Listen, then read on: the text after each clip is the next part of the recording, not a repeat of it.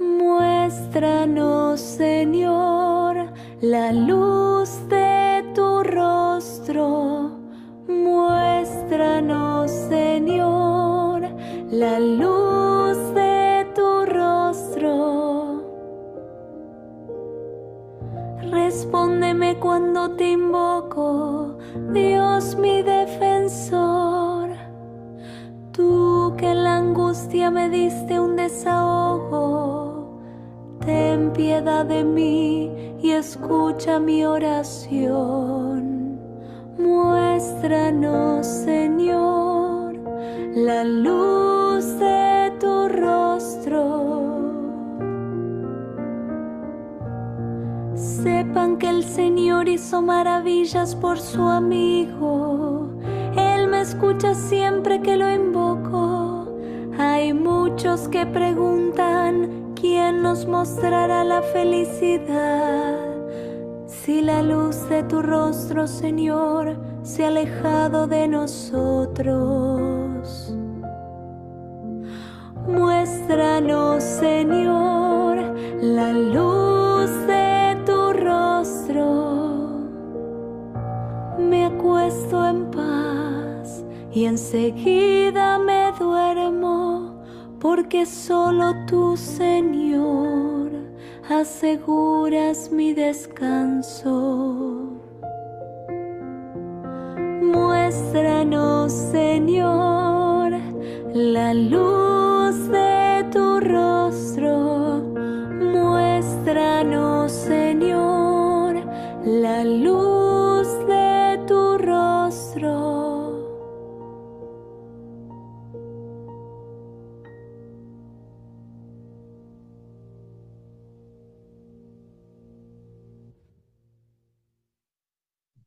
Hola, hola, hola.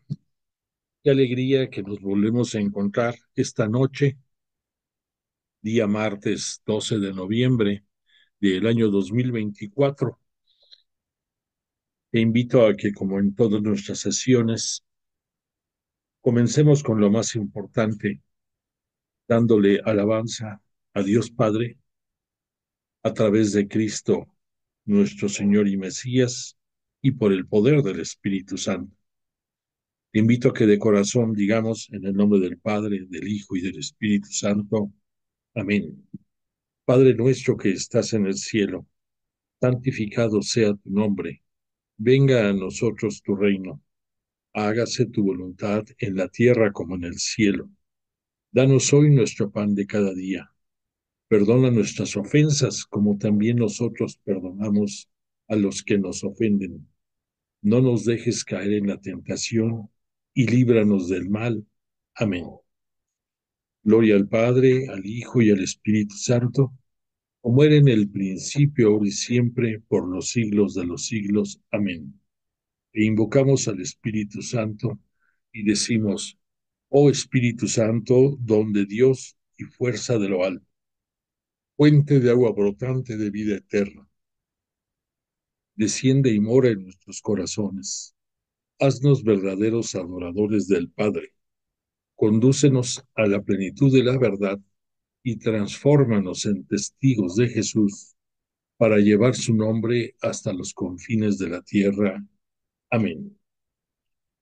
Bueno, pues le pedimos a Jesús, nuestro Señor y Mesías, nos tenga la misericordia, como todas las sesiones, de estar entre nosotros, nos acompañe y haga que nuestros sentidos se sensibilicen más al contenido de su palabra y podamos no solamente oírlo, sino escucharlo, que sabemos perfectamente que hay una gran diferencia y que nuestro corazón vea y a través de esa visión y de esa escucha podamos asimilar las enseñanzas de su doctrina y hagamos en nosotros una norma de vida que nos dé transparencia, que nos dé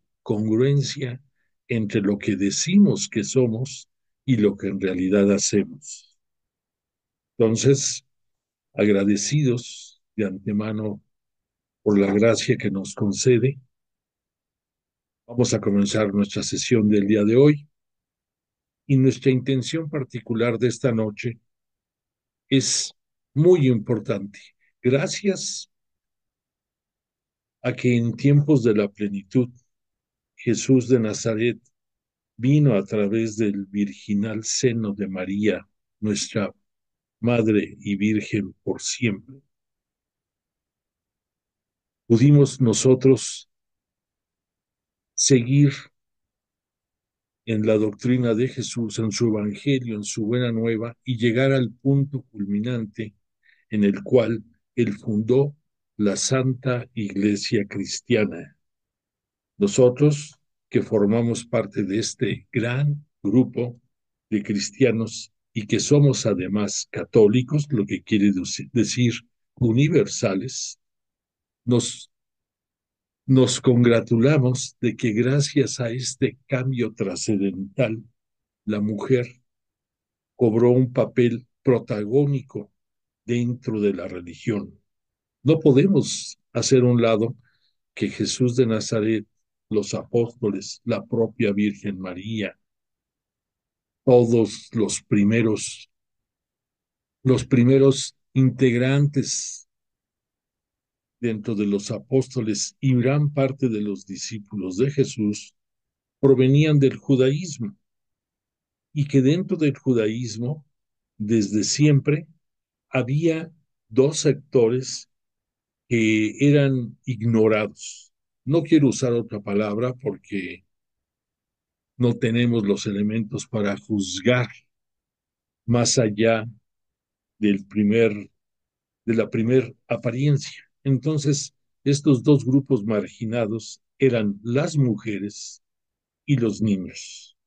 Si tú te pones a ver dentro del judaísmo, todas las prescripciones iban enfocadas al hombre, al varón.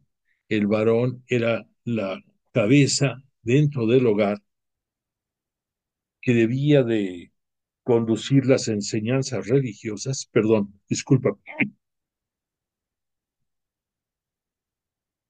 gracias, disculpa.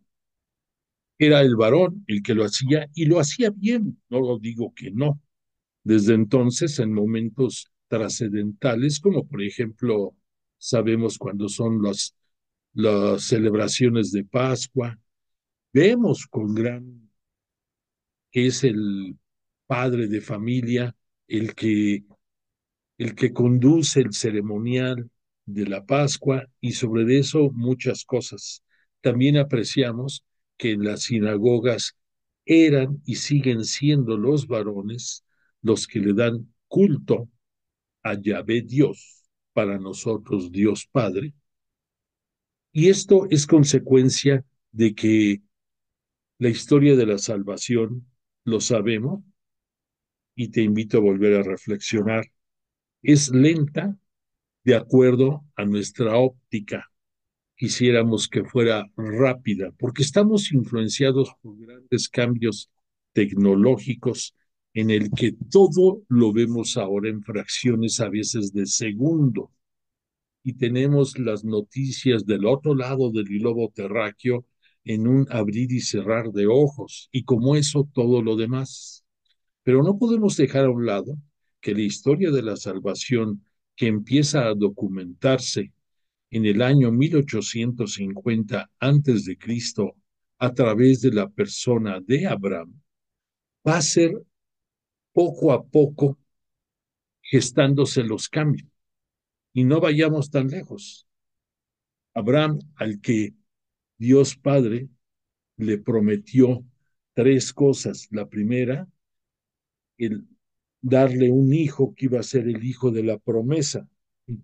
Y esto lo vimos reflejado en su hijo Isaac, producto de, de esa unión entre el anciano Abraham y la estéril Sarai, algo inaudito. Esa promesa que surgió de parte de Yahvé Dios, de Dios Padre, hacia el humano, se cumplió. La segunda, que era el hacerlo la base, el origen de un pueblo numeroso, más grande que las estrellas del cielo y las arenas del mar, también se cumplió, se sigue cumpliendo. Este Abraham es la fuente que da surgimiento a las tres grandes religiones monoteístas del mundo. Estamos hablando del judaísmo, del cristianismo y los seguidores del Islam, independientemente de todas las fracciones y facciones que de cada una de ellas han ido surgiendo a través del tiempo. Entonces, esa promesa que también Dios Padre le hizo, también se cumple.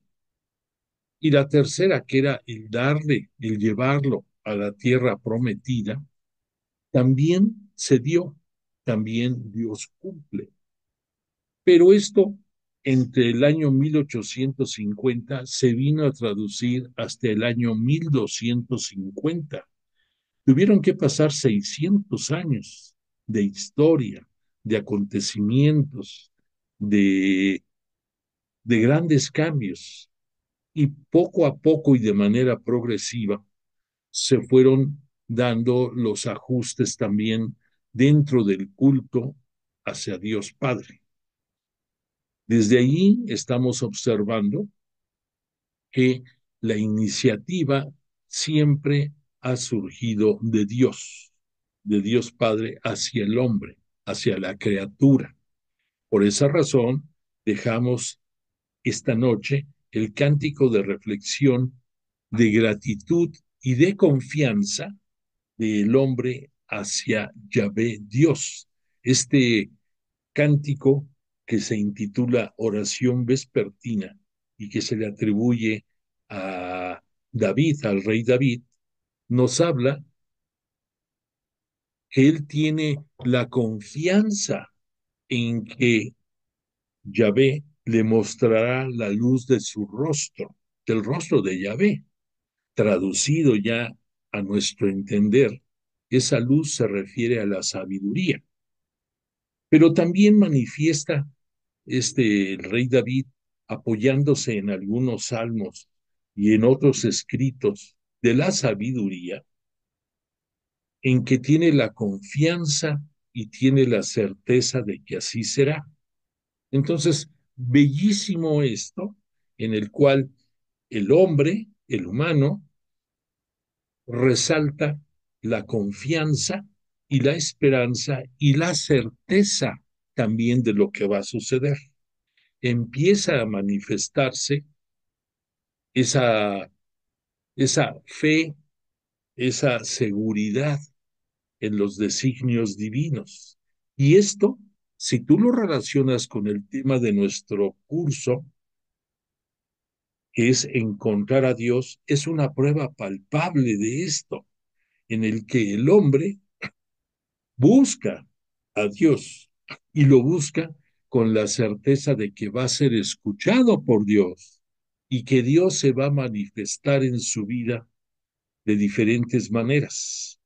Y ya va siguiendo el paso del tiempo y va a llegar el momento de la plenitud, cuando por designio de Dios Padre, desde antes de la creación del mundo, tenía previsto enviar a su unigénito, a su único hijo, a este mundo, para darnos las enseñanzas de cómo vivir el reino de Dios aquí en la tierra y también entregando él, Jesús de Nazaret, hasta la última gota de su sangre, conseguir para toda la humanidad anterior a él, del mismo tiempo de él y todos los que hemos venido después, la remisión del pecado. Y por si esto fuera poco, gracias a su gloriosa resurrección y ascensión a los cielos, él le pide a Dios Padre que el Espíritu Santo que le otorga adicional a todo el Espíritu Santo que lo acompañó en su ministerio público aquí en la tierra, sea enviado por petición de Jesús a sus apóstoles, y esto se dio en el día de Pentecostés, ese día 28 de mayo del año 30, en el cenáculo de Jerusalén. Entonces, ahí, solo hasta ese momento, el Espíritu Santo va a ser entendido por los apóstoles como fuente de sabiduría. Todo esto va a traer como consecuencia un gran cambio. ¿Por qué? Porque en ese momento de Pentecostés, pero más que nada, antes de ese momento, en la cruz, cuando Jesús de Nazaret está próximo a entregar su espíritu al Padre, está a un instante o pocos momentos de morir por la remisión de nuestros pecados, a los pies de la cruz se encuentra su madre, la Virgen María, y se encuentran otras mujeres más, entre ellas otra María, esposa de Cleofás, de parte de los parientes de María, se encuentra también María Magdalena y se habla de otra María más. En fin, hay 3 o 4 mujeres a los pies de la cruz y con ellos el discípulo amado, Juan. Juan, y entonces ahí surge el bello momento en que Jesús, viendo a su madre, le dice, mujer, he ahí a tu hijo, reflejándose en Juan, el apóstol, o sea, dirigiéndose a Juan. Y después dice Juan, invitándolo a ver a María, su madre, le dice, he ahí a tu madre. Entonces, si tú te pones a reflexionar, tenemos aquí 2 casos bellísimos dentro de nuestra religión. El primero, que desde ese momento María asume el no solamente ser la sierva del Señor, que en el momento de la encarnación aceptó con toda libertad la responsabilidad de llevar en su virginal seno la encarnación de Jesús, nuestro Mesías y Señor, que esto trae un cambio trascendental en toda la historia de la humanidad y doblemente trascendental en nuestra religión. ¿Por qué? Porque nunca antes una mujer había sido la custodia de la iglesia. En el judaísmo, ya hablamos, fueron solamente varones los que estuvieron tanto en la conducción del culto, la responsabilidad del templo, la presencia en muchos ámbitos políticos y religiosos y sociales de la comunidad, pero aquí es María, por designio de Jesús, el fundador de la Santa Iglesia Cristiana, el que le da esa responsabilidad. Y desde ese momento, bueno, desde ese momento no, hoy vamos a ver desde qué momento previo, pero ahí le refrenda cuál es su misión dentro de la Iglesia Cristiana Católica. Además de esto, el que se dirija a Juan y le dé el obsequio, la gracia, el don de gozar de la maternidad de María como protectora y conductora de la Santa Iglesia, es el primer momento en que a través de los apóstoles, todos representados por Juan, van a quedar bajo el regazo de María Santísima. Después, como los apóstoles son los 12 pilares en los cuales se sustenta nuestra iglesia. Todos nosotros los que pertenecemos a la Iglesia Cristiana Católica nos convertimos en hermanos menores de Jesús, coherederos del reino de los cielos, y podemos gozar también de todas las potestades de que María es también Madre nuestra, por la misericordia de Jesús. Entonces, grábate bien estos momentos, pero la siguiente parte que te quiero enfatizar es que gracias a este momento sublime dentro de la historia de la fe, de la religión, del Evangelio de Jesús, la mujer adquiere una dignidad inusitada, un papel preponderante y trascendente, y desde entonces va a ser en muchos momentos importantísimos quien va a tener la misión aún sobre los propios apóstoles. Prueba de esto, reflexiona a quién se le apareció Jesús después de su resurrección. ¿A quién se le aparece primero? A una mujer, a María Magdalena. Y esa mujer adquiere la misión por instrucciones directas de Jesús de ir con los apóstoles, con sus hermanos, le dice Jesús, y le dice, diles que nos veremos en Galilea. Entonces, aquí ya no solamente es María nuestra virginal madre y señora, es también María Magdalena la que adquiere este papel protagónico dentro de la historia de la salvación y de nuestra religión. Y como eso cambia totalmente la historia. Bueno, pues todo esto que te digo, es parte de nuestra enseñanza de este curso de encontrar a Dios en las Sagradas Escrituras. Pero todo esto también me sirve de sustento para pedirle a Dios Padre por la intercesión de Jesús y por el poder del Espíritu Santo, que custodie y defienda a nuestras mujeres, no solamente dentro de nuestra religión, de nuestra iglesia, sino también dentro de nuestro país, de nuestra ciudad, de nuestras comunidades en donde nos movemos. Tristemente es alarmante y es escandaloso el número de feminicidios, de acoso, de ultrajes, de muerte sobre las mujeres.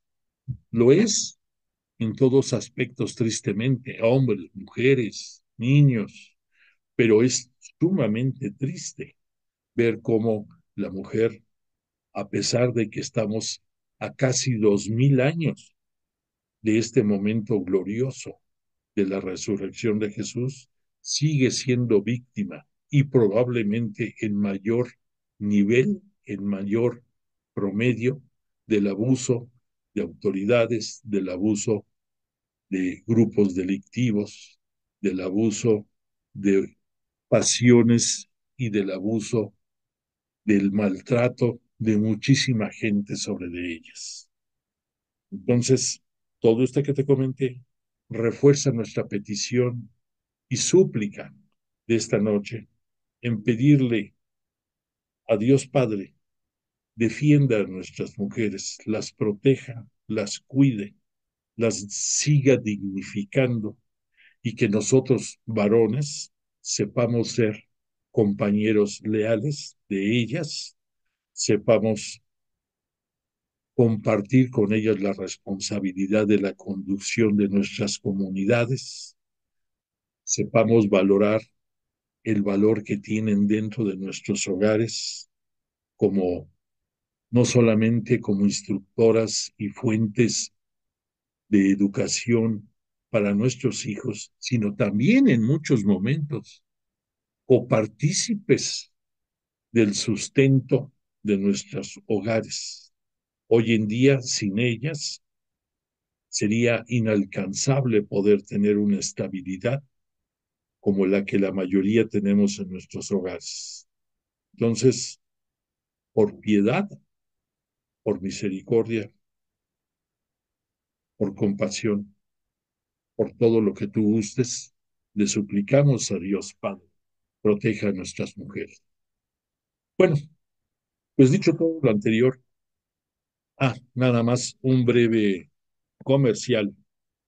Eh, Les envié a los integrantes de este chat una invitación para que este jueves, si tienen posibilidad, acudan personalmente al Instituto de Pastoral Bíblica Salvador Carrillo Alday, que se encuentra a espaldas de la Universidad Pontificia, a 2 cuadras del Zócalo de la Alcaldía Tlalpan, en donde a las 9 de la mañana va a tener una participación el padre Mario Ángel Flores Ramos, que es nuestro asesor religioso del instituto del cual yo formo parte, y va a dar una conferencia que está muy, muy parecida al contenido de nuestro curso.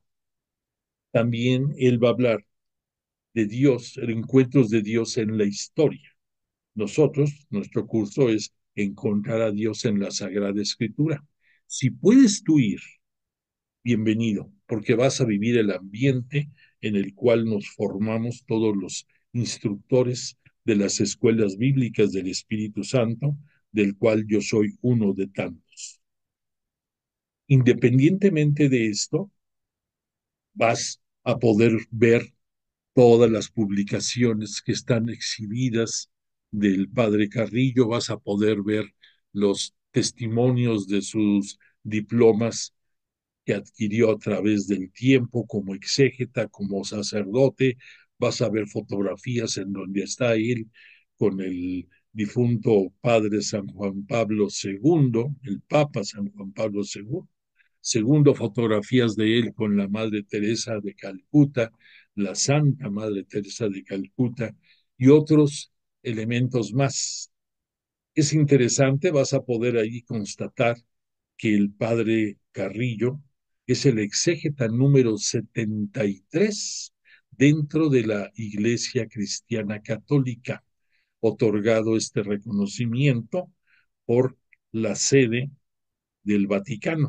A mí me llama tanto la atención, fíjate, el que él tenga el, el número 73 como exégeta, porque él estaba especializado por siempre en la Biblia.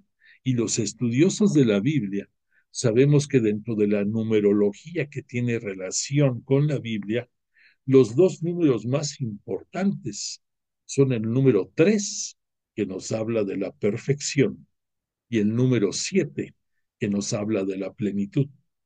Y me llama la atención la diosidencia de que el padre Carrillo sea el exégeta número 73. Ahí está el 7 y ahí está el 3, dentro de los que propagan el conocimiento de la Biblia a nivel mundial. Bueno, pues ya para acabar ese comercial, el padre Mario Ángel Flores, además de que es asesor de nuestro instituto, él tiene otras responsabilidades y dos de ellas muy interesantes. Una es que también forma parte del cuerpo asesor del sumo pontífice y del magisterio para asuntos de la religión y para asuntos de la enseñanza a nivel mundial.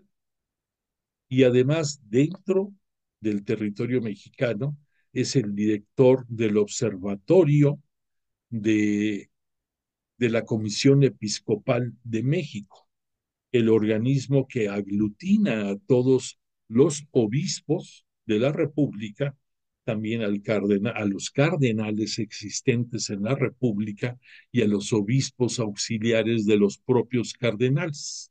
Entonces él, como director del observatorio, él tiene la responsabilidad de analizar todos los eventos de, que día con día van sucediendo en el mundo, de hacer un análisis del contenido de los mismos, de ver el impacto que esto tiene para la comunidad religiosa y de dar su opinión sobre los mismos.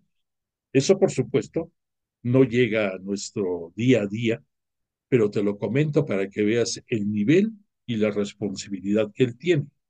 Nosotros, como integrantes del Instituto de Pastoral Bíblica Salvador Carrillo Alday, gozamos de que él, como asesor nuestro, cada año nos da 2 conferencias sobre temas de actualidad y de impacto profundo.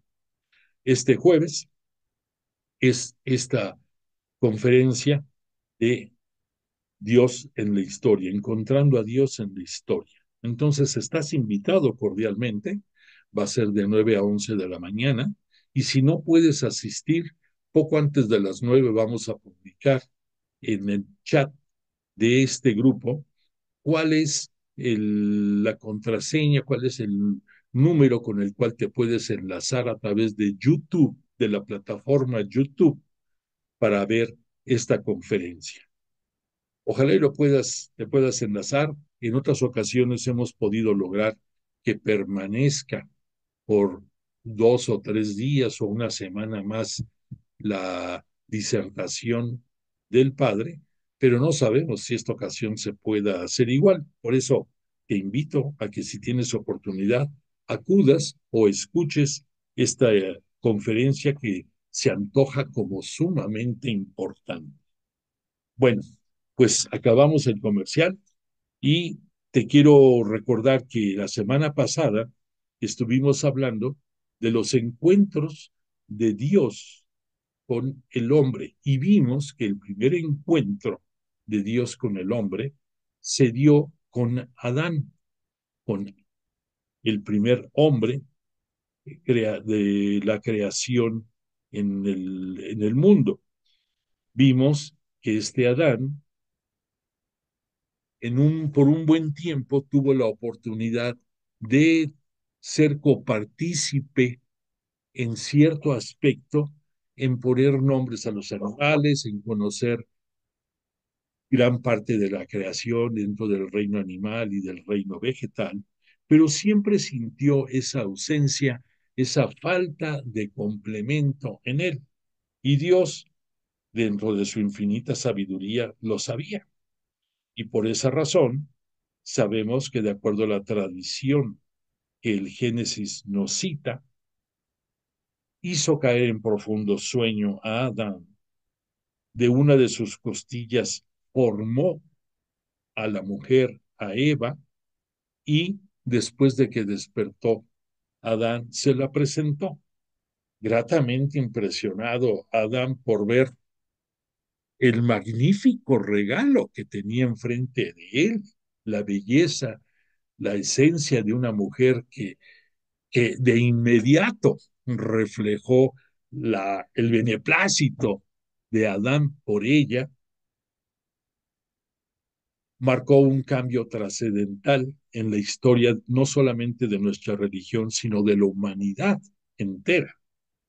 Y ahí, siguiendo toda la narrativa del Génesis, vemos que de ahí fueron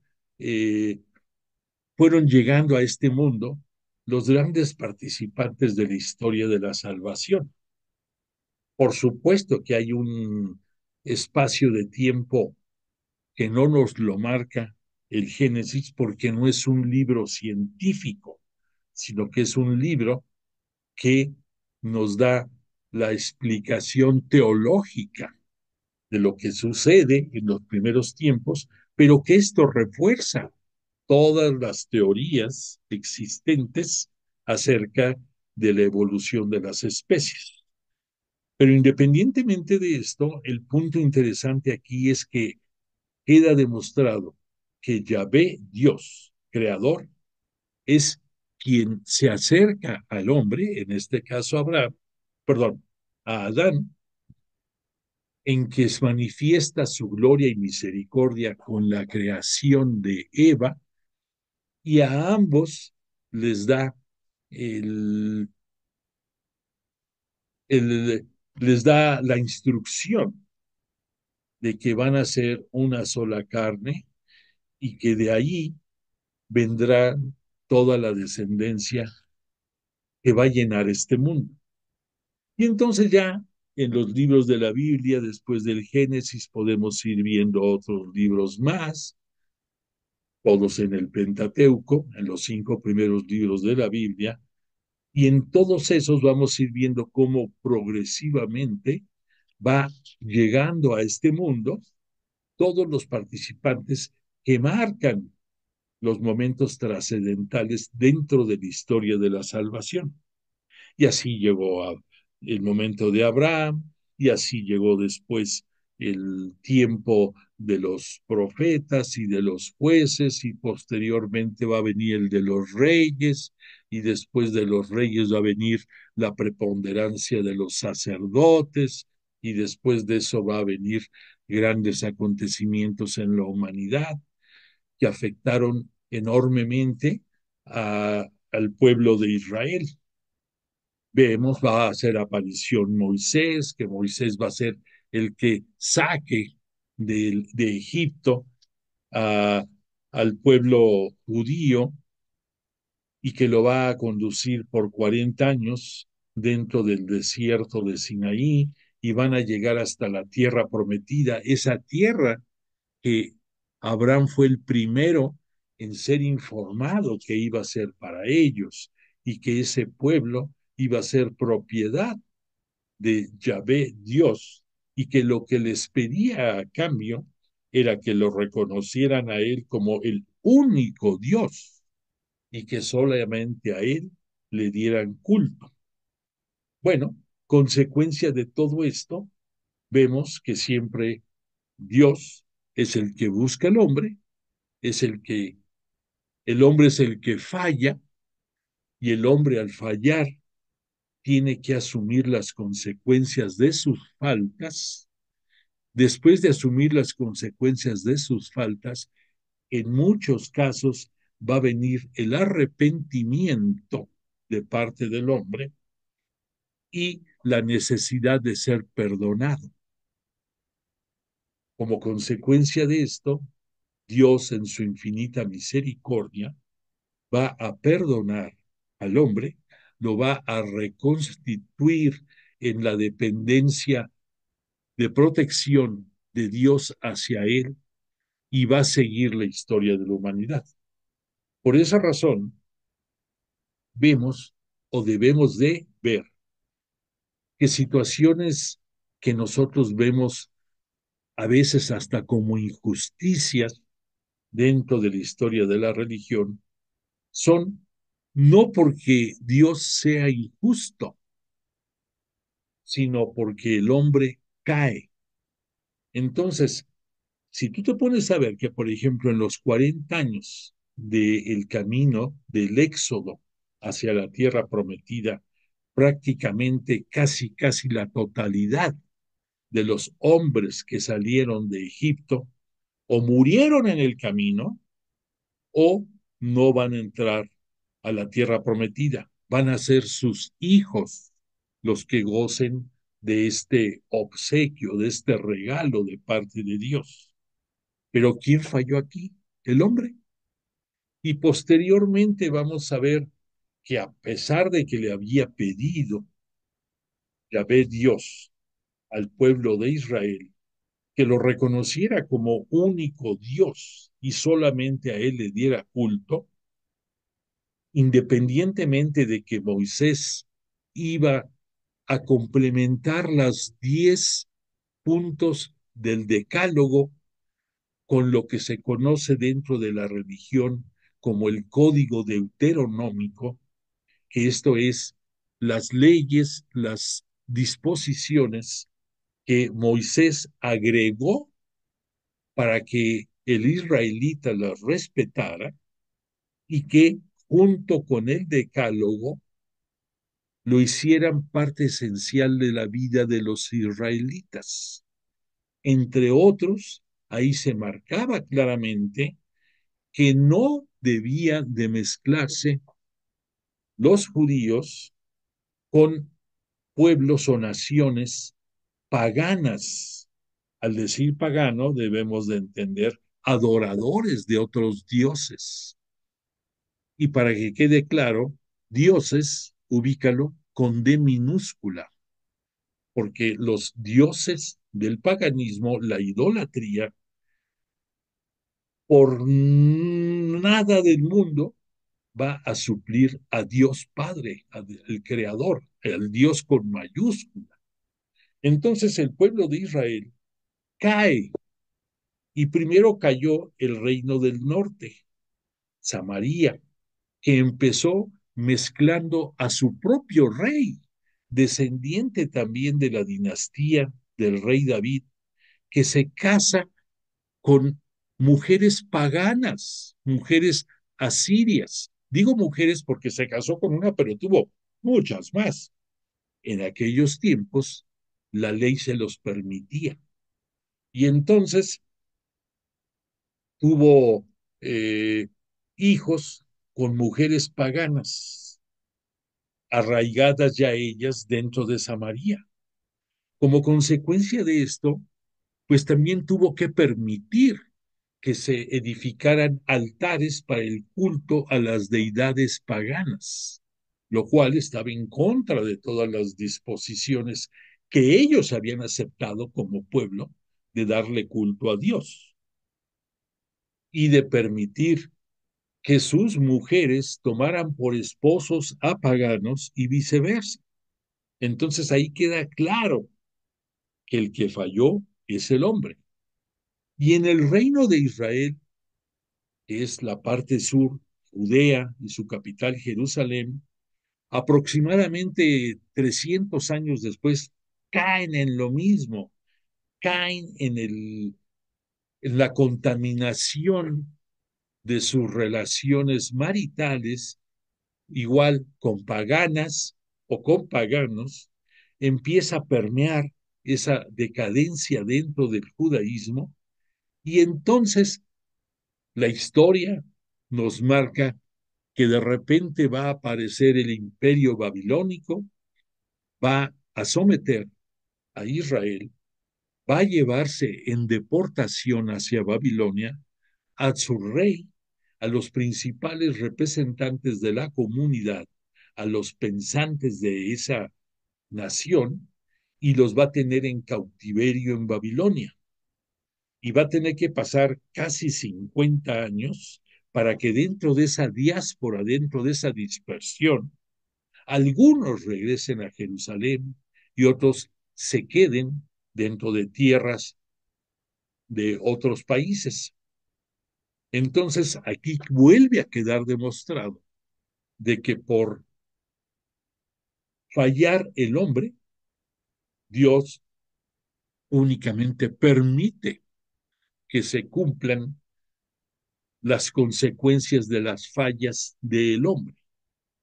Pero entonces no nos confundamos. El propio pueblo de Israel, en su exilio, comprendieron y entendieron lo que habían hecho.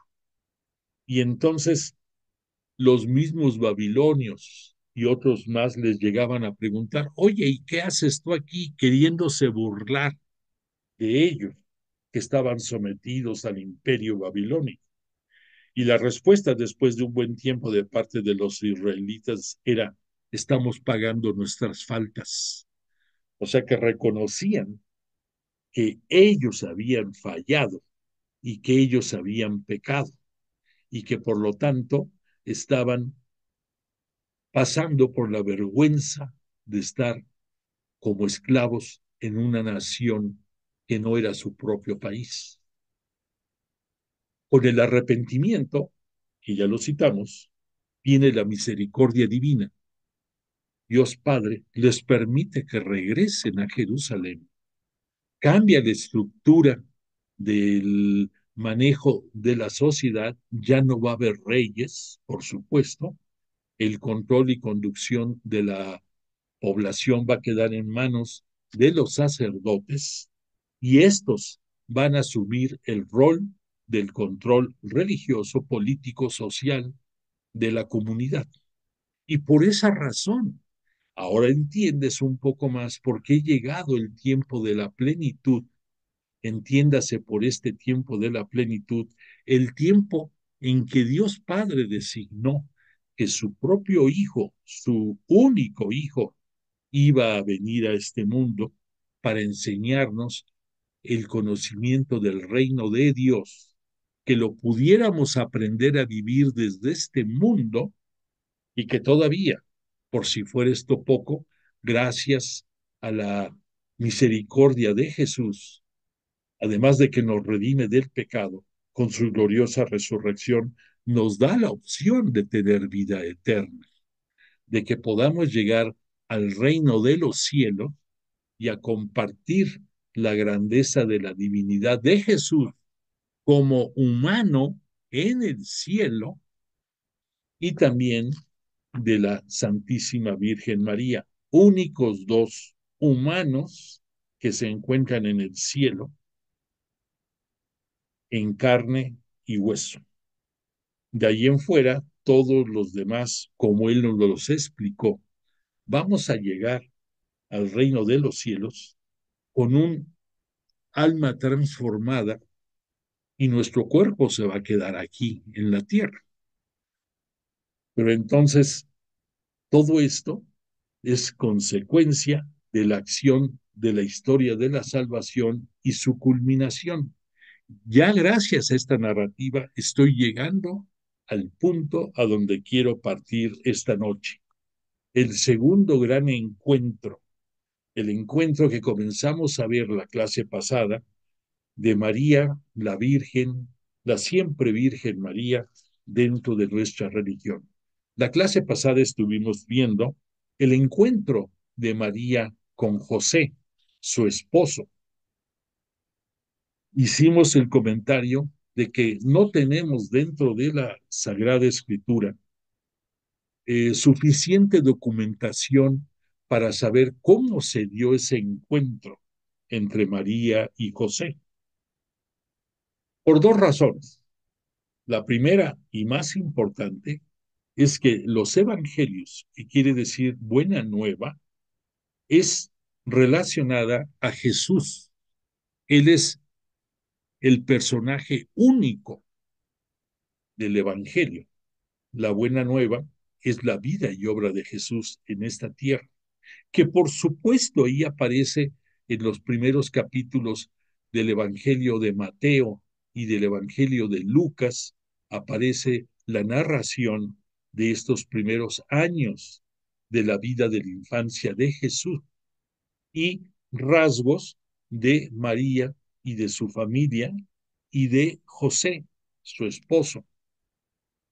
Pero tenemos además que hay algunos escritos apócrifos que ya hemos hablado, que la denominación de apócrifo significa textos no reconocidos por el magisterio de la Iglesia Cristiana Católica dentro del canon de los 73 libros que conforman la Sagrada Escritura.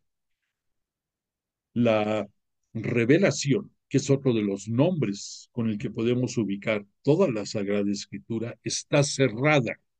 No admite ni que se incluyan ni que se excluya ningún libro. Entonces, a pesar de que pueda tener veracidad en ciertos comentarios, algunos escritos apócrifos de X apóstol, de X santo, lo que sea, no podemos otorgarles el crédito de que es verdad revelada. No quiere decir eso de que dudemos de su buena voluntad, mas sin embargo, no podemos, repito, aceptarlos como revelación del magisterio de nuestra Santa Iglesia. Sin embargo, yo creo que no es difícil de pensar y de entender que Dios, dentro de su misericordia, ¿cómo te imaginas tú que hubiera preparado tanto a la que iba a fungir como madre de su hijo, como también quien iba a fungir como padre dentro de este mundo en la formación de los primeros años y de la juventud de su hijo. ¿Tú cómo te imaginas que iba a ser la preparación de estos grandes actores de la historia de la salvación? Pues simple y sencillamente lo mejor que te puedas imaginar. Por esa razón, pues es entendible que María es la siempre virgen que desde su propia encarnación, de cuando su madre Santana, este, la tuvo también, le dio vida dentro de su seno, y el señor San Joaquín.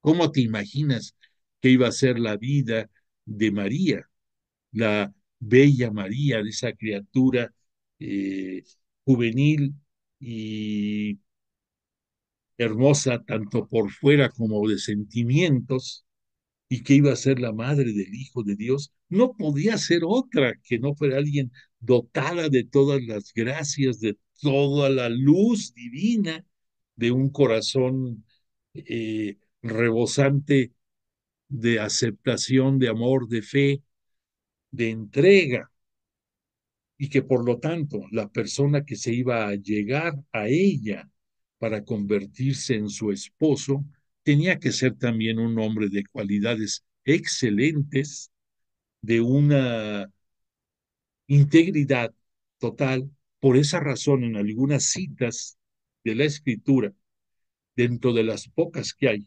nos dicen que José era un hombre justo. El término de justo significa alguien apegado a Dios, alguien que tiene bondad, alguien que es amoroso. Eso quiere decir justo dentro de dentro de la escritura.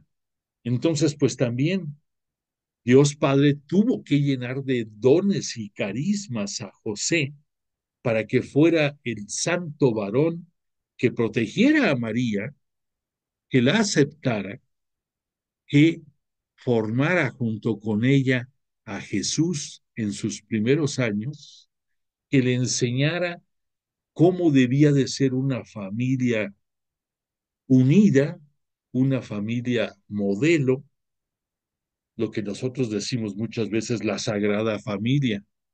Pues sí, porque no podía ser otra, no podía ser de otra manera.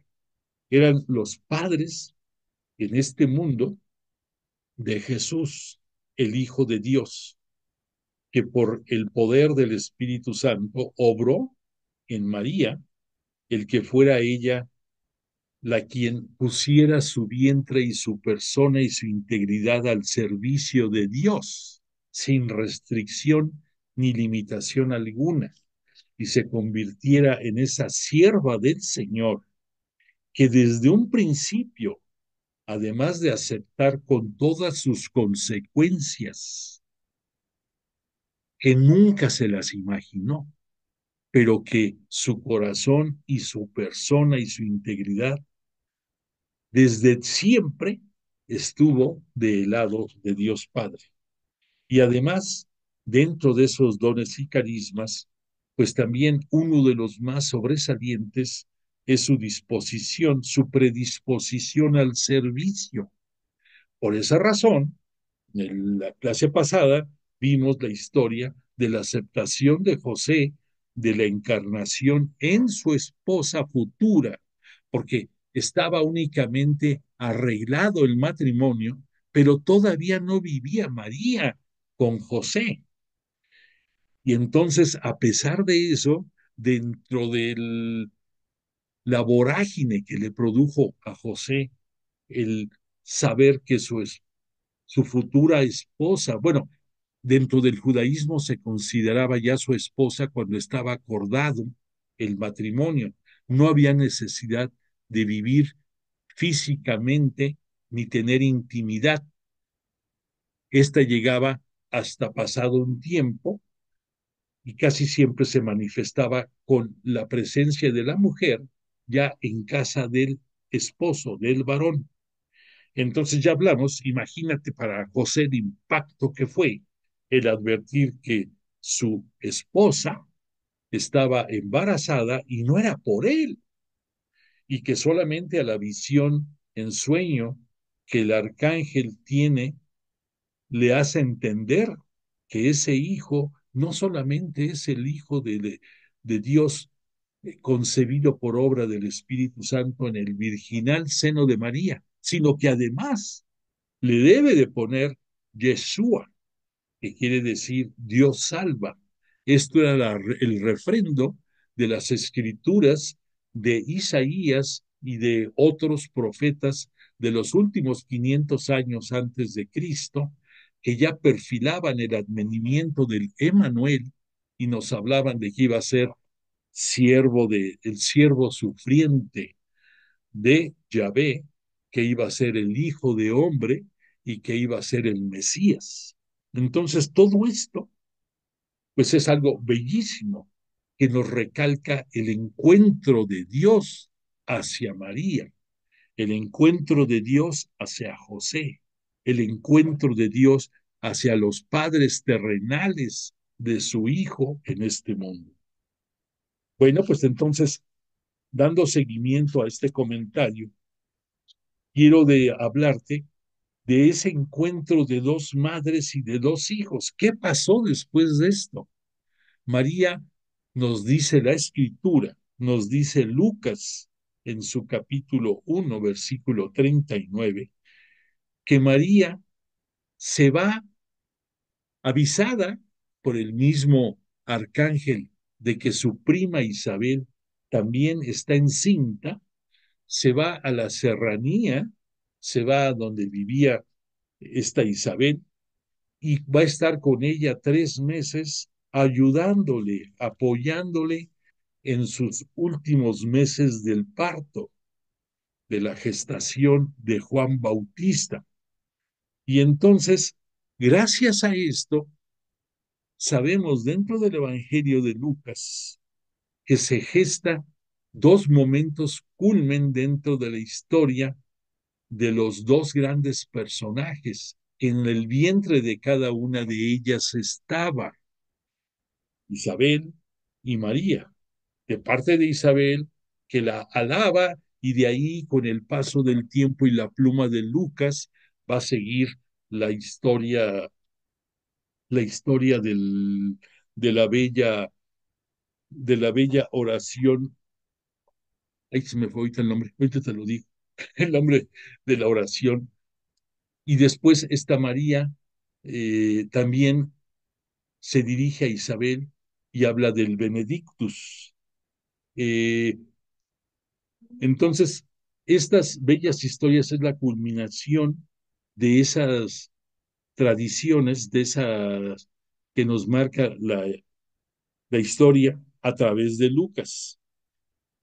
Este, entonces, lo interesante de esto es que no solamente es el encuentro de estas dos mujeres, protagonistas madres de dos criaturas que van a transformar la historia de la religión.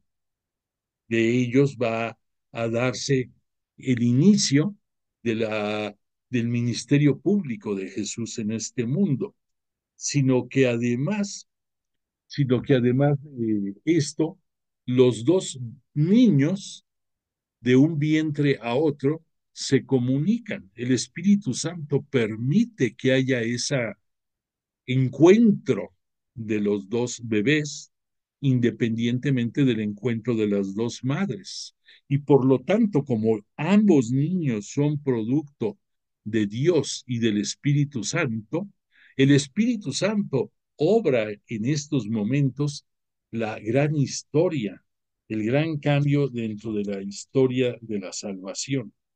Entonces, sabemos perfectamente que ya en el crecimiento de este Juan, él como era hijo de un sacerdote del templo, pues tenía una formación muy buena, y sabemos que este Juan estuvo participando en grupos como probablemente fueron los esenios, los que vivían en el Qumran, y se fue adentrando profundamente en el estudio del judaísmo y tuvo oportunidad de tener iluminación en muchos aspectos de su vida.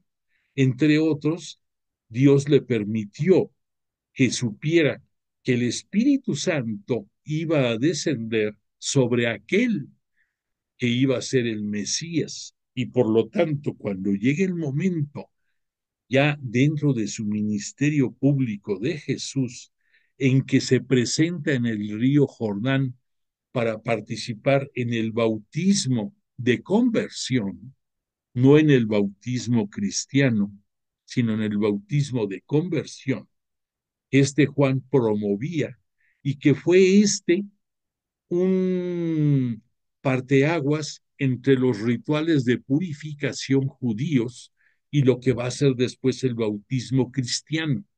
Entonces, en este bautismo de conversión, Juan invitaba a que se arrepintiera la persona de todas sus faltas, que se sumergiera en las aguas del Jordán y que en este momento al salir saliera con una perspectiva nueva, con una, pues sí, transformado, pudiéramos decir. Entonces, cuando este Jesús, que no necesitaba ser bautizado, porque nunca tuvo pecado, se solidariza con el pueblo y se convierte en uno más de los que reciben el bautismo de conversión, que el propio Juan reconoce, porque ve que se rasgan los cielos, nos dice Mateo en su Evangelio, y también nos lo dice Marcos, también en su Evangelio, que se rasgan los cielos y desciende en forma de paloma sobre él el Espíritu Santo, y una voz se escucha y es Dios Padre, y le dice, este es mi Hijo amado, en quien yo me complazco. Entonces, por un lado, para Jesús es la confirmación de que Él es el ungido, Él es el protegido de Dios Padre. Y para Juan es la ratificación de que frente a Él está el que es el Mesías. Y por lo tanto, Juan, conocedor de la historia y de lo que esto significaba, cobra dos acciones. Una de ellas es irse haciendo poco a poco menos importante dentro de la comunidad. Y por otro lado, el impulsar a Jesús dentro de la escuela de seguidores que él mismo tenía, en hacerles ver que Jesús era el Mesías y que él tenía, no se los dice, pero con sus acciones, Juan va haciendo que crezca en la comunidad la persona de Jesús. Entonces, esto es el encuentro de Dios ya como personas adultas de Juan y de Jesús y de los seguidores de Juan. De ahí van a venir, de acuerdo a los evangelios, el que Andrés y también Juan y Pedro y, y Santiago van a ser de los primeros que van a integrar los discípulos de Jesús, pero de ellos, este, Andrés era de la escuela de los seguidores de Juan Bautista. Entonces aquí queda refrendado ese encuentro de Dios con Juan y con Jesús. Y si tú dijeras, resume, si yo te pidiera, resume en una sola palabra la trascendencia de este encuentro, yo te diría que esto sería el anuncio mesiánico y también el, la misión de Jesús en este mundo. Bueno, después de que pasa esto, va a llegar el momento en que Jesús, previo, obvio, a este ministerio público, va a vivir su juventud, su niñez, y va a tener encuentro con su propio Padre, con Dios Padre. Y esto se da, según la narrativa que nos da el Evangelio, en el momento en que deliberadamente Jesús se pierde en el templo de Jerusalén. Quizás alguno de ustedes diga, oye, oye, pero antes de ese encuentro está cuando la Virgen María y San José acuden al templo, cuando es la purificación de la Virgen María, y ahí se aparece, eh, se aparecen los profetas que hablan, este Simeón, el que dice que ya puede morir porque ha visto al Salvador, y también de la profetisa que le vaticina a la Virgen María que va a ser sufrimiento y que su corazón va a ser traspasado. Esto no lo consideramos dentro de la temática de este encuentro, porque no es encuentro directo de Dios con María. Es un encuentro a través de Simeón y de la profetisa con María. No lo niego. Pero además, en ese momento, aunque muchos creen que el significado es que Jesús es presentado en el templo, no es así. La que se presenta es María para quedar purificada después del parto. Muchos dicen, no, es que era para pagar, eh, para confirmar que era el primogénito que quedaba al servicio de Dios Padre. Hay muchas tradiciones y muchas cosas que se dicen, pero el valor de ese momento es de acuerdo a la purificación de María después del parto.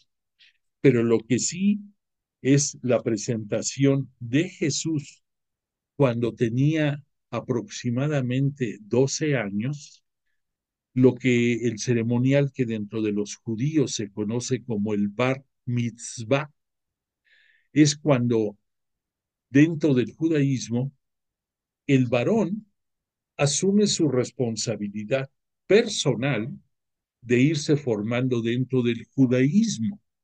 Ya con el paso del tiempo, esta costumbre se va a hacer extensiva dentro de la religión judaica también a las niñas, a las mujeres, pero va a tener que pasar muchísimos años después. En esos tiempos únicamente era el hombre y por lo tanto Jesús no fue la excepción, acudió al templo de Jerusalén de manos de sus padres. Debemos de entender que en esos tiempos era usual que marcharan en caravanas y que las mujeres iban con las mujeres, los hombres con los hombres y los niños iban aparte. Por esa razón es entendible que solamente hasta que después de un día de viaje, María y José se dan cuenta que el niño no está. Y entonces, al día siguiente, van a emprender ellos el regreso, lo que son otro día más en desplazarse, y por lo tanto es entendible que dicen que estuvo el niño 3 días perdido y que llegan al templo y está Jesús en medio de los doctores de la ley, los cuales están sorprendidos por la sabiduría que demuestra Jesús. Y María, según nos dice Lucas en su capítulo 2, en su versículo 41, nos dice que le increpa a Jesús y le dice, ¿por qué nos hiciste esto, Jesús, hijo? ¿Y qué le responde él? ¿No sabían que tengo yo que estar viendo las cosas de mi padre? Imagínate lo que ha de haber sido el impacto para María y para José, que están ahí presentes, el escuchar esto. No nos dicen más los autores del Evangelio, pero imagínate el impacto que esto ocasiona. Perdóname, ya me trajo mi cerebrito la oración que se me había pasado el nombre, el Angelus. El Angelus, ese Angelus y el Benedictus son las dos oraciones que se propician en ese encuentro de María y de Isabel. Perdón porque se me va de repente el tape, se me van las cabras al monte, como dicen por ahí. Bueno, entonces, este Jesús voluntariamente que quedó en el templo, entonces María y José se dan cuenta de ese encuentro de Jesús con su padre y que haciendo uso de la voluntad que todos los que nacimos tenemos por misericordia divina y por el libre albedrío que todos tenemos, Jesús lo puso en práctica y por eso se quedó y por eso su explicación ante sus padres de que tenía que atender las cuestiones de su padre y que para el desconcierto de ellos, pues aceptaron entre regañadientes, pero en el fondo, desde el punto de vista eh, místico, lo que nos habla es de ese encuentro de Jesús con su Padre y que de ahí va a seguir creciendo desde el punto de vista formal.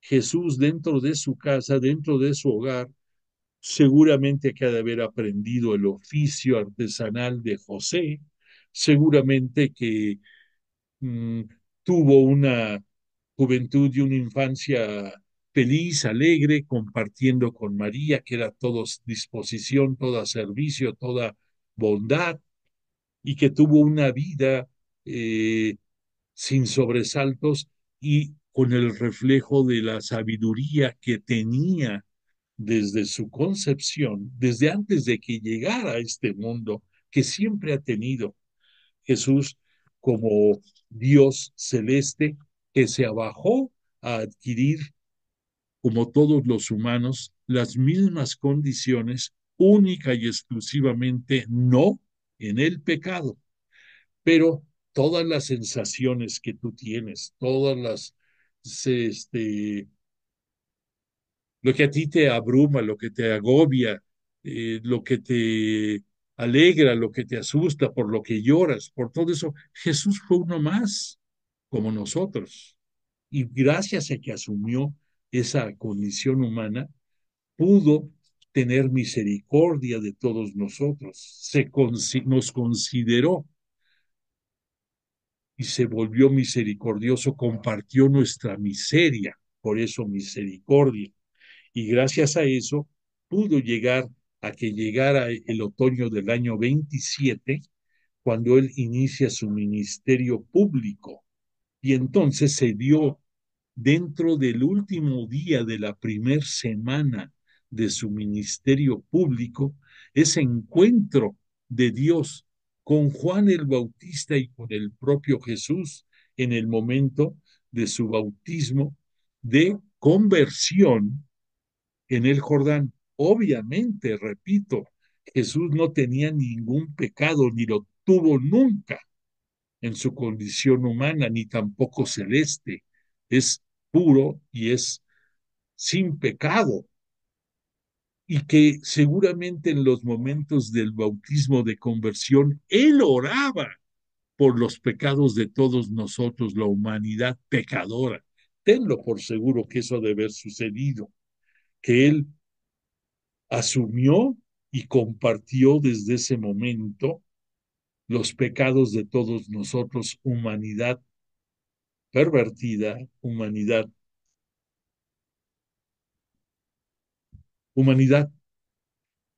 con todas nuestras fallas y limitaciones, con todos nuestros pecados y caídas, y sigue siendo así hasta el día de hoy. Tú y yo somos unos pecadores más dentro de nuestra religión.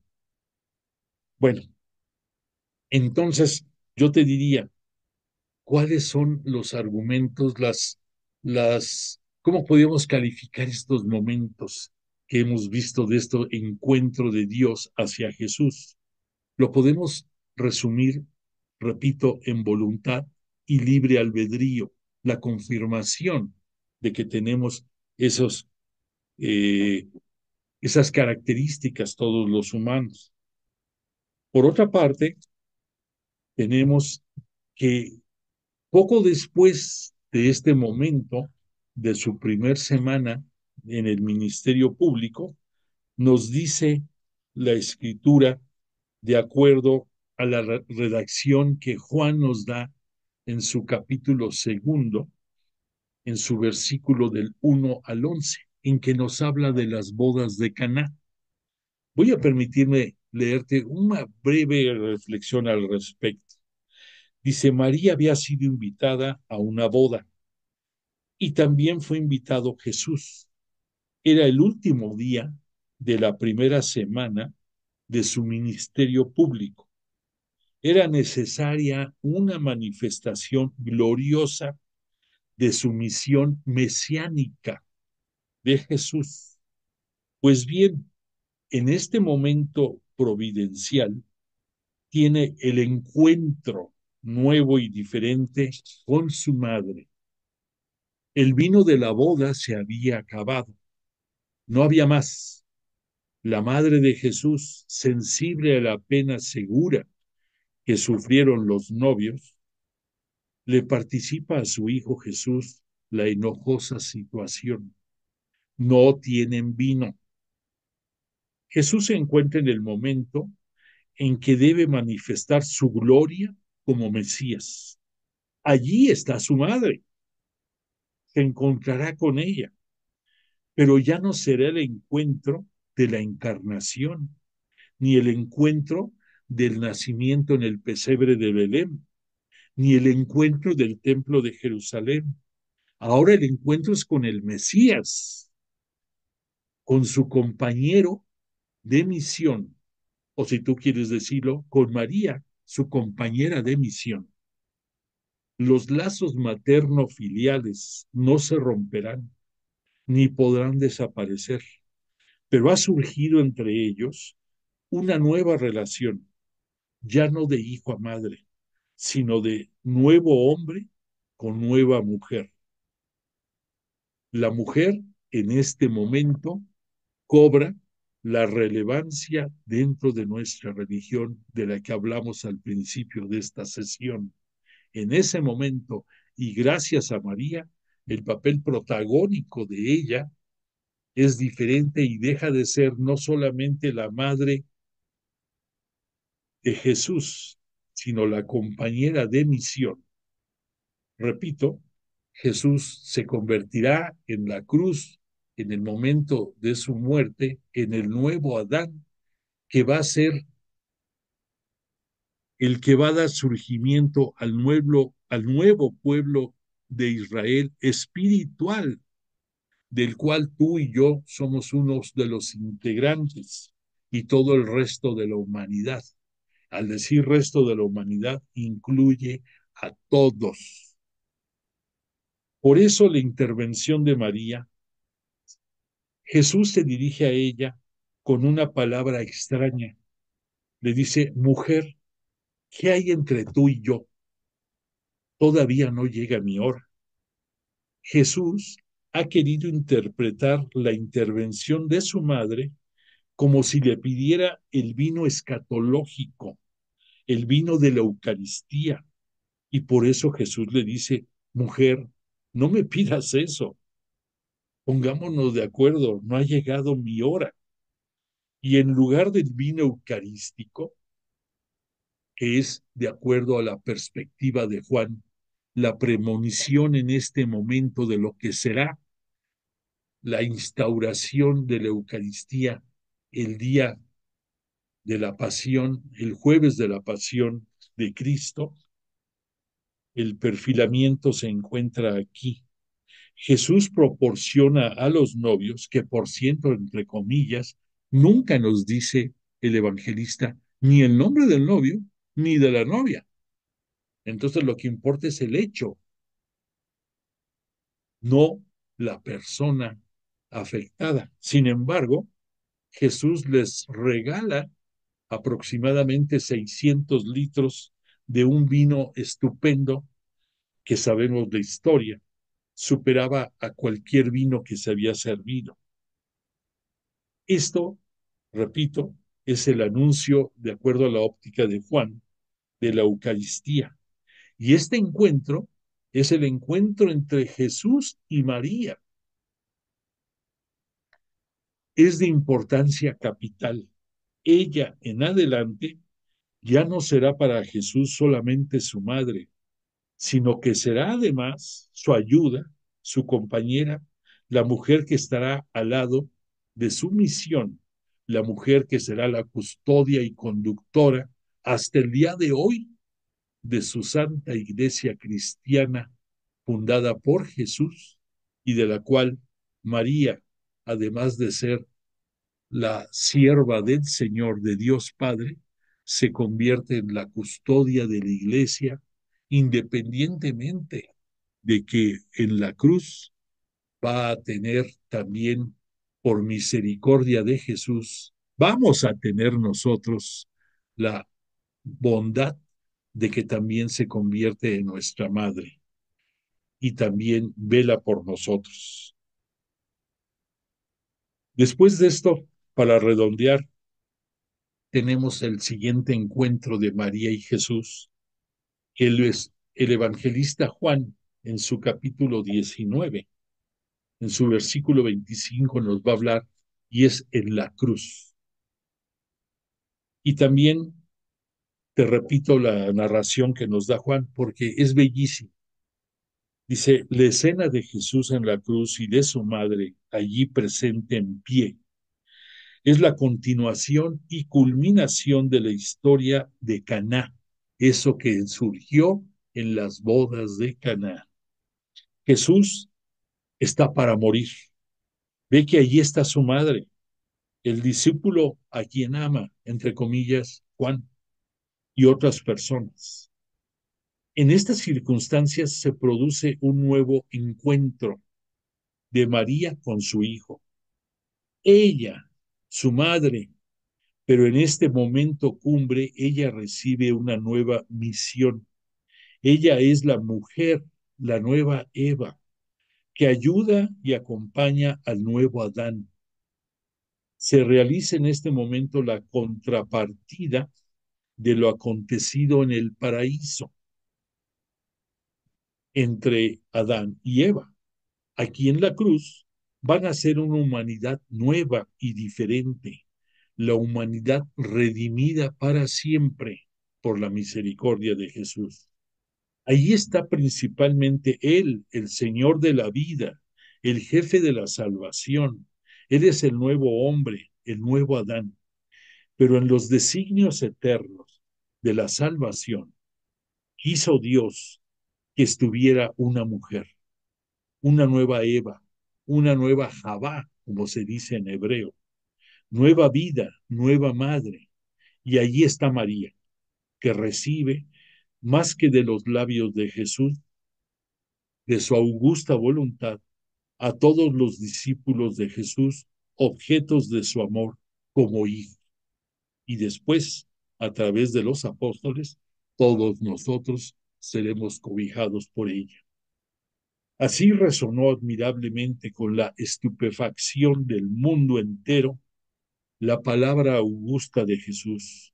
Mujer, he ahí a tu hijo, y al discípulo, a Juan, he ahí a tu madre. Reconócela y acéptala como tal. Ella es verdaderamente tu madre. Aquí siempre nos guiamos por la redacción que dicen, y Juan desde ese momento la cuidó. Es al revés. La que cuidó es María, la que cuidó a Juan y al resto de los apóstoles. Por lo tanto, Jesús es el nuevo Adán y María, ella, la nueva Eva. Ambos están dando a luz en medio de los dolores y tribulaciones del parto, de la muerte de Jesús a una nueva humanidad, a la iglesia de Cristo. Este encuentro de Jesús con María, su madre y la mujer fue de asombrosa fecundidad. La fe ha visto en esta escena del Calvario la proclamación de la maternidad espiritual de la Santísima Virgen María. Finalmente, no queremos adentrarnos en imaginaciones de hechos que no conocemos, pero, se nos ha permitido pensar que Jesús debió haber tenido un encuentro entre él como hijo después de su resurrección. No nos lo citan los evangelios, pero ¿tú crees que si se apareció Jesús por 40 días a sus apóstoles, a los discípulos de Maús, a las mujeres piadosas y se les apareció a sus apóstoles, algunos, no una, sino dos, tres veces, aunque no lo cite los evangelios. ¿Tú crees que no se le apareció a su madre, Jesús resucitado? Yo lo doy por descontado, se le tuvo que aparecer y no solamente una, muchas veces. Y no sabemos todo lo que pasó en esos bellos momentos, pero seguro que además de un amor impresionante, ahí se perfiló más a fondo la tarea que María asume en la iglesia. Y después, imagínate el último encuentro entre María y Jesús. ¿Cómo crees que recibió Jesús a su madre al ser ella asunta al cielo por los ángeles y ser recibida por su hijo? ¿Te imaginas ese escena? ¿Te imaginas ese momento? Esa alegría, esa trascendencia, ese cambio de la historia de la humanidad. Ahí se encontró María, madre, mujer, con su hijo, con nuestro Mesías y Señor, con el Cristo de la salvación, con el Cristo de la redención, y bajo la mirada protectora de Jesús, acompañado por su Padre y por el Espíritu Santo, por supuesto. Ahí yo te diría cómo podemos calificar este último encuentro entre María y Jesús. Yo lo citaría como alegría eterna. Bueno, pues agradecemos a Jesús de Nazaret y al Espíritu Santo que nos hayan acompañado en esta clase tan profunda y tan bella. Perdóname que lo diga, pero me emociona y espero que a ti también. Y les agradecemos que nos hayan acompañado esta noche y le pedimos que bendiga a tu familia, a tu persona, a tus proyectos, a tu vida en lo que resta de esta semana. Y si Dios lo permite, el martes de la próxima semana tengamos el placer de volvernos a encontrar en nuestro encuentro de estudio bíblico. Por favor, mándame constancia de tu participación en esta clase y te agradezco tu presencia. Te pongo la canción de cierre y que tengas buena noche.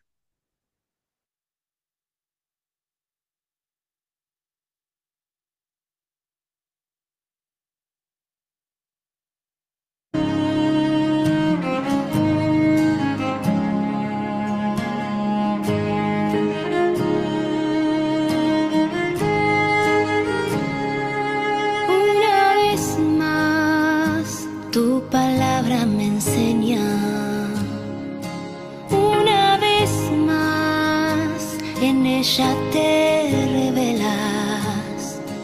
Una vez más, puedo escuchar tu voz que me llama a toda hora porque quieres regalarme tu amor.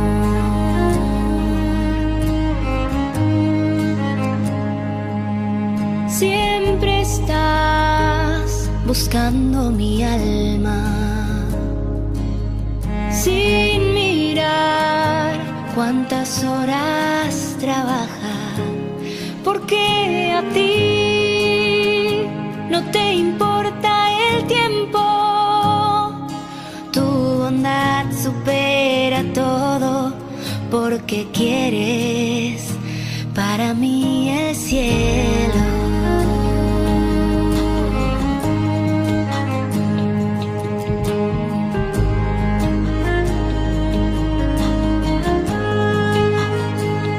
Hoy vuelvo a ti con mi humanidad, dejo atrás mi justicia y mi verdad. Quiero abrir mi corazón a esta desproporción del amor de Dios.